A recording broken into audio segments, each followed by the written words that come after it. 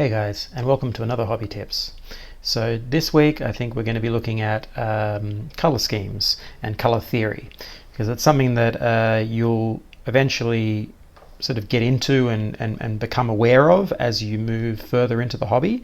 And I think it's a good topic to discuss and just give you a few of my pointers on how to begin and a possible recommendation, as you see here in front of me, something that you can take a look at that's outside of the hobby that might help in sort of give you some extra knowledge apart from things like YouTube videos like this and others that are out there, an external source of information that is probably, I would say, the seminal work on color theory. And so we're going to take a look at that in just a second. But yeah, basically we're just going to be looking at, how you create your color scheme for your armies, specifically, war games, tabletop war games, in this case Warhammer, and how you go about that when you want to do your own thing. So maybe you're moving away from the standard color schemes, or maybe you just wanted to try something new, and where do you start? And if you don't know much about color theory or about how colors work, what do you do? There's a lot of different things that you can try, but coming at it with a little bit of knowledge is probably the best place to begin. And really, thankfully, because of a certain artist, there's basically just one book you need to buy. It's one of the few areas of art and creativity where there is literally just one really good source or one good book that you'll only need and nothing else. So let's get right into it. So what is that? Well, what we're looking at here is James Gurneys' Colour and Light. So this book here is basically the be-all and end-all, everything you need to know from a hobby point of view about color and color theory and how color works on in the real world, and how light affects color and objects, and why is that important? What is that going to do for you? Well, it allows you to understand color combinations and how they're going to affect your models overall. So for armies, for individual models, and so on. And this book has such a huge amount of information in there for just one book. It's amazing. It's the best thing. If you just have one book, in your arsenal, this is it for the hobby. So, it'll go through all kinds of things.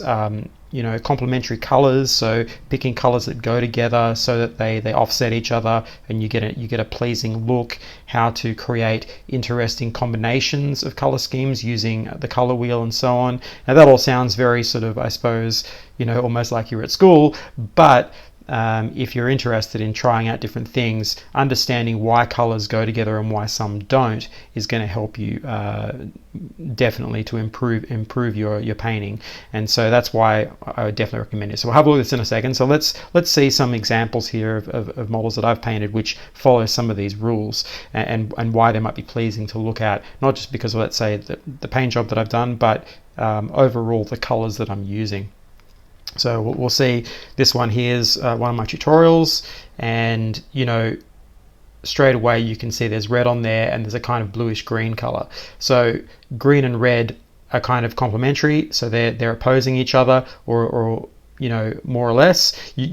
Obviously these rules are bendable. You can you don't have to stick exactly to that, but basically blue and green, sort of bluey greens or greens in general are going to complement well with reds. So in this case, we've got a scarlet red. So it just lets both colors pop. So what happens when you put two of these complementary colors together is that you get a gray. So when they overlap, the overlapping area is going to turn gray. But when they're next to each other, you get this nice opposing combination, and it looks really pleasing to the eye. So things like blue-yellow, that works really well, or even purple-yellow, these types of things. So that's on a very basic level, why those types of things work. So if you look at ultramarines, they're blue armor with yellow trim mostly, right? Their main company is with a yellow trim, and there's a reason for that, because those are complementary colors. They work well together, and you'll see an exact example of that in Colour and Light. So James Gurney goes through that. James Gurney is a famous illustrator, painter. He did the Dinotopia series back in the 90s.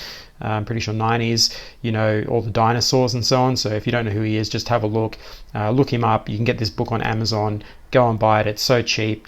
It's going to give you everything you need to know. But this isn't about necessarily promoting the book, although I am. It's more about how to apply this knowledge to your models. So you'll see a lot of color schemes that Games Workshop uses on their models are using these sort of basic principles of complementary colors and colors that are in sympathy with one another.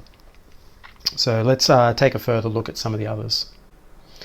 So we have here another one. So this is a very classic Warhammer, style of thing. So we're doing a black with a, basically black gold or black bone and another spot color. So you've got this black bone and then this sort of bluish green here, and that's another classic one. So we often see with Warhammer colors we'll do it'll be like a black, a bone, and a red. That's Inquisition colors, undead color schemes use it. It's a very, very classic thing to go black, bone, and a single color to complement that. That's another sort of form of creating this sort of triangle of complementary colors. Well, not really in this case complementary, but you've got these sort of neutral tones and then one spot color that jumps out, and you can do that with a yellow, with a an orange, whatever color you want, because the cream bone color and the black are not going to compete with that main color. So and then obviously golds are going to fit in as well because they're generally a metallic. If it was a non-metallic color, it might clash depending on the one you use, but when you use a metallic, it kind of separates that a little bit because of the material surface of it. So we're getting some interesting stuff, and so this type of thing is a classic one to start with, that black with the bone and then a secondary color. So that's another way to do it. So we also have here the Stormcast here. So again, it's that black and bone, a classic thing. I love doing this because it works so well and it's very Warhammer. And then we have our secondary color here, which is this sort of more, I guess, slightly more bluish color than the other one. So you can vary it up slightly. You can do a lot of different things with it. And also the red-blue combination works as well. So there's a lot of red in the armor. That's another combination that you're doing there. So and then we go further again. So then we have over here, we've got this Nurgle warrior here, and we have greens or a teal, a blue-green, and then we've got this yellows, a lot of yellow going on here, and the yellow is going to contrast with the blue in it. Okay, and then we've got like combinations of complementary colors happening here. So over the surface, so you've got the yellows against the blues, you've got purples against the yellows as well, you've got greens against reds in the flesh, and so on. So there's all these different layers of complementary colors happening, but with a main predominant thing of just a simple main color here with the bone. Again, classic Warhammer stuff, but there's lots of this subtle color combinations going on here which you can get into, and it's just by simply understanding the color wheel and how those colors interact with one another. And as I said, in order to learn this, you can either just listen to YouTube videos like me just rattling on about it, or you can just go out and get this book and have a little read of it, and you'll find that it unlocks a whole new world of understanding how colors work, and also physically, so how the light is hitting your model and how that's going to affect other colors next to it. So some colors will come forward and some will go back.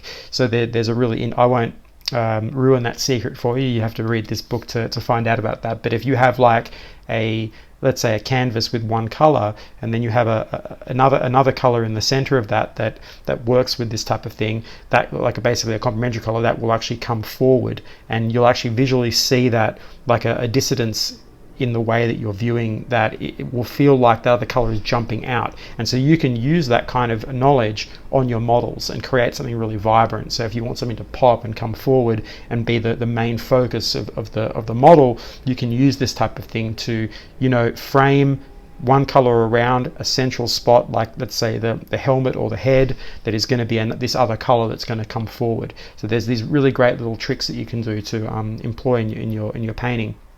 So again, here we're seeing another version of this. So now we're looking at again another type of blue teal, and we've got the purples in there. We're doing a lot of magenta tones. So this is more like a set of colors that are in sympathy on the color wheel, so closer together, and so they're all sort of merging and being like a sympathetic kind of color scheme. So it's not about contrasting from one against the other, it's more about a set of colors that are all very close on the color wheel. So that's another form of color palette that you can use, and you'll see that inside the book. They'll explain it to you. So you don't always have to go the complementary thing, although we are kind of here because the bone now becomes more like the yellow. So we do have that going on. There is still that complementary system happening, but it's a bit more subtle. It's not as direct as a straight yellow. It's more of a cream, but there is yellow in there. So you are still getting that kind of ultramarine feel with the blue and the yellow. This is sort of simulating a little bit of that, so it's pleasing to look at. And they're separated out. They're not overlapping each other. They're in separate forms on the model, and so you get this kind of nice look. And that's just all it is. It's about finding those colors that work and then applying it in a logical way to your miniatures. So now we'll have a quick look at the book. So basically, if you open it up, you'll find that it has, we'll just get this out.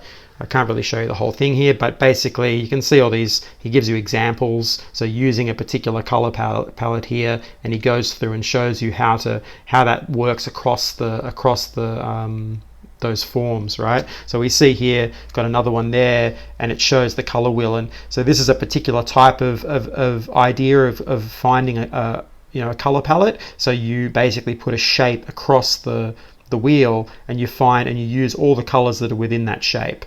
So it's called a gamut map, and so you can find a color scheme for your army based off of that just by putting this geometric shape over the top of the color wheel. It all sounds like mad science, but it works. So you'll see here we've got more of them here. So you're getting more purples here against the yellows, as you can see. So complementary colors are on the opposite sides of the wheel. So we can see that purple and blue go against the yellows and the oranges. You've got the magenta tones going against these colors on this side, the greens, and so on. And so you're taking your range from this, you see. So you've got a whole host of them. You've got the red versus the green here in this type of color scheme. So you're always looking for that, and then you're going from very, very rich chroma content, like the saturation of the color, to a more desaturated as well. So you're also looking at saturation. So there's a lot there, but it just gives you an idea of how to grab your colors and how to find interesting color palettes. Obviously you don't have to go as like that'd be a really nice Tau color scheme, right? So those blue purples and teals with those sort of grass greens, that would make a really nice Tau or Eldar color scheme, right? So then you find those colors in your miniature paints, and then work it up from there. So there's way more in this book, but I thought I'd just show you that. So that's just one simple area of this book that's going to help you in understanding it. And then there's a whole section on how light affects forms. So when things are backlit like this, you can see the reds coming through. It's going to teach you all about subsurface scattering and all kinds of things, and maybe not so much on your miniatures here, but if you were ever to do like a bust or a larger scale piece and you want to get that stuff like you're doing like a lot of flesh, then you'll start looking at things like subsurface scattering. If you go back through my videos, I've got videos on painting monster flesh and doing a lot of this glazing. On my Blight Kings there, I also go through that process of doing the glazing methods to simulate that kind of, the colors below the surface. So we're seeing, discolorations and tones underneath the skin. And so that's another way that you can add in this type of theory into your painting. So they're just some thoughts I've got on that.